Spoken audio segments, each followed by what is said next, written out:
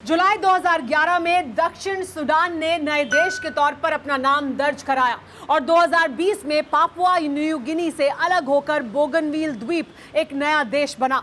अब लोगों को उम्मीद है कि तिब्बत और बलूचिस्तान का नाम भी इस फहरिस्त में शामिल होगा ताकि मानवाधिकार और इंसानियत जैसे शब्दों का अस्तित्व बरकरार रहे।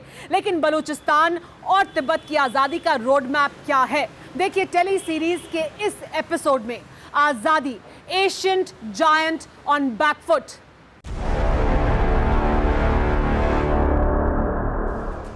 अरुणाचल प्रदेश, सिक्किम और लद्दाख, ये तीन जगहें वॉर जोन, भारत और चीन के बीच का वॉर जोन। लेकिन इन तीनों ही जगह पर ड्रैगन से भारत के सीमा विवाद की एक ही वजह है और वो है तिब्बत। चीन जिस जिस जगह से भारत में घुसपैठ की कोशिश करता है वो तिब्बत का इलाका है। वही तिब्बत जिस पर विस्तारवादी कम्युनिस्ट खलनायक चीन का अवैध कब्जा है।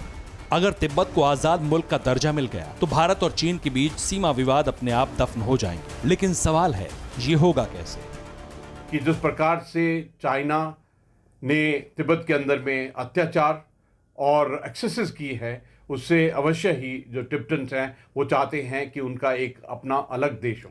लेकिन सबसे बड़ी बात यह है कि तिब्बतियंस को त्याग, योगदान, अपनी कुशलता को एकदम ठीक करना पड़ेगा अपनी इंडिपेंडेंस के रोड मैप के लिए। तिब्बत की तरह ही बलूचिस्तान भी आजादी के लिए तड़प रहा है। दोनों ही जगह जालिम फौज ने इंसानियत का गला घोंट रखा है। इन दोनों विवादित इलाकों में जनमत संग्रह एक बढ़िया ऑप्शन हो सकता है, जैसा मई 2006 में सर्बिया और मोंटेनेग्रो में हुआ था।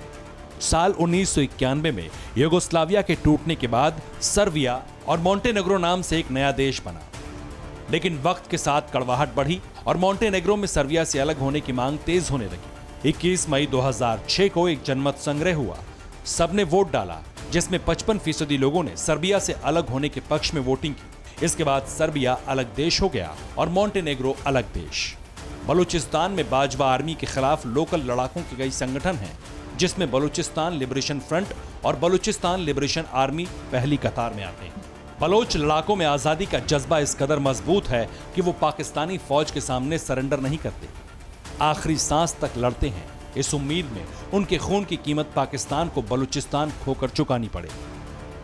भारत की तरफ वो एक बहुत बड़ी आशा की निगाह से देखते हैं कि भारत उनको इस लड़ाई में मदद देगा, ह्यूमन ग्राउंड पर, जो एक मानवीय ग्राउंड पर भारत उनकी मदद करेगा ताकि वो उनको अपना हक मिल सके।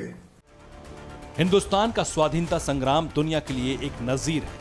क्रांतिकारियों के पलटवार और बापू का अहिंसा हथियार अंग्रेज पलटन पर भारी पड़ा। ये इत्तेफाक नहीं है कि तिब्बत और बलूचिस्तान दोनों जगहों पर उम्मीदों की हवा हिंदुस्तान से आती है।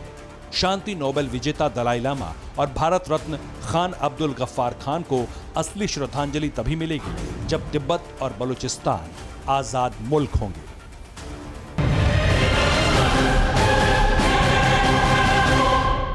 अड़ी सोमवार से शुक्रवार शाम 6 बजे सिर्फ TV9 भारतवर्ष पर।